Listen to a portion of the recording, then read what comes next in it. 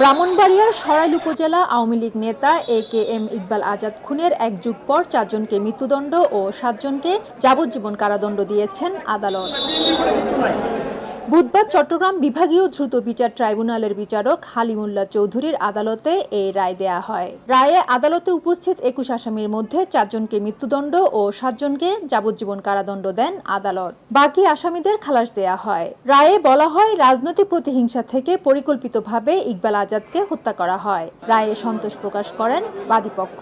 এই আসামিরা সে ২০১২ সালের মামলাটাকে বিভিন্নভাবে দ্রুত বিচারে আসার পরও উচ্চ আদালতে গিয়ে বিভিন্ন রকম স্টে করে মামলার আজকে সে ২০১২ আর ২০২৪ এলে এসে আজকে রায় প্রদান হয়েছে।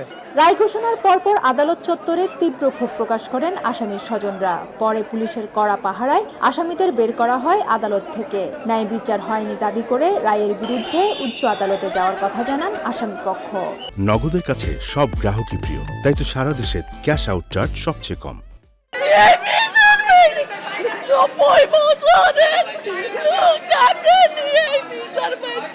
আমরা ন্যায় বিচার পাই নাই, আমরা উচ্চ আদালতে যাব।